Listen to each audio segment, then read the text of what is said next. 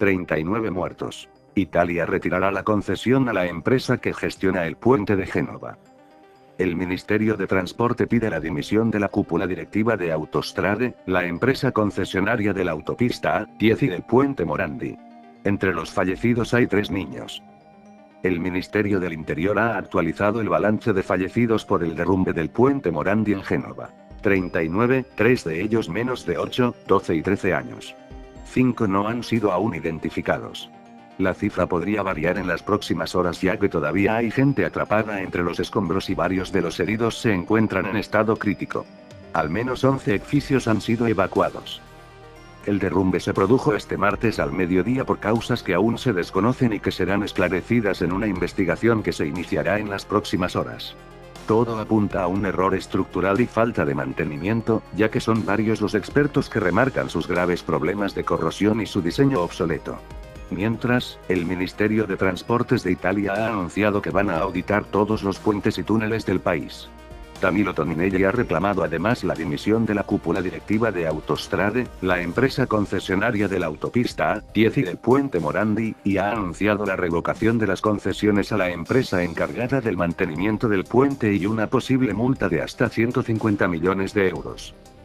Si ellos no son capaces de gestionar nuestras autopistas, lo hará el Estado, ha asegurado Toninelli, que confirma que el gobierno va a poner en marcha un verdadero plan Marshall para asegurar las infraestructuras del país, muchas de las cuales fueron construidas en los años 60 y 70.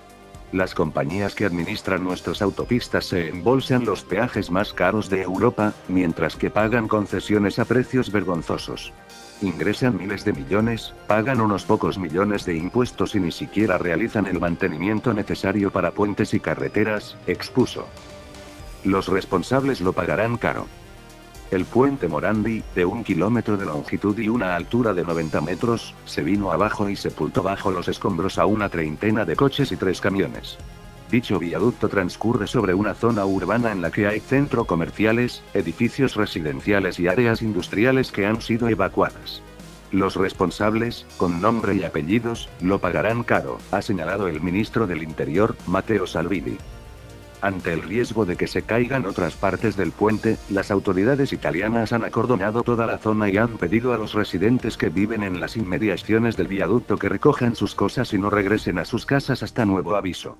Durante todo este miércoles, los bomberos seguirán trabajando en la zona con el objetivo de desescombrar algunos puntos y salvar a las personas que han quedado atrapadas bajo enormes bloques de cemento. Escuché un cogido y todo se vino abajo. Sentí un golpe que me hizo volar, me golpeé contra una pared y caí unos 10 metros. Ya no recuerdo más. Estas son las primeras palabras de un camionero que ha sobrevivido al derrumbe.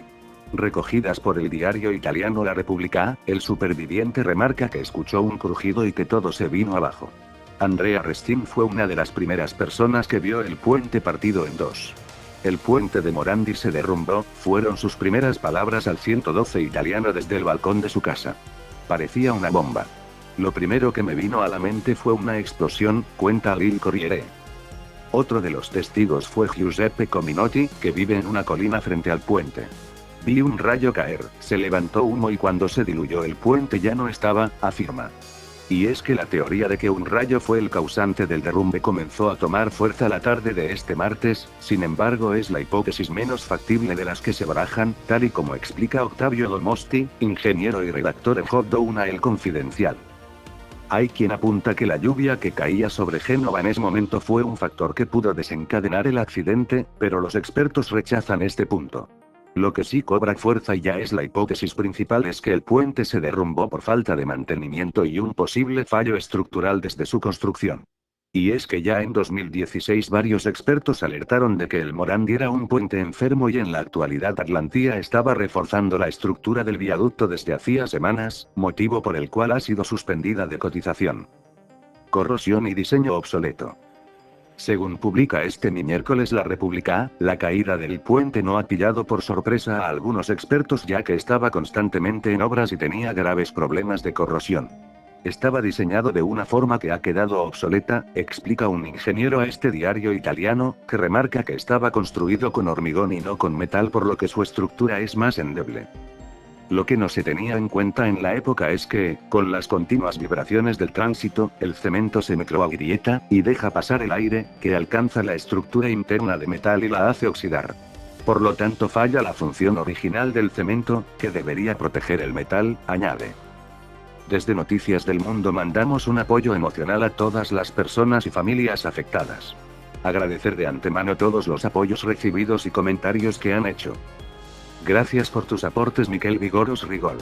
A Carpiano, América Burguillo, Clamacia, Elena MT, Homero García, Iblix Caesar, Youna Scouriat y a todos los participantes del canal. Saludos y entre todos aportamos datos y comentarios para poder esclarecer las causas del hundimiento del viaducto genovés.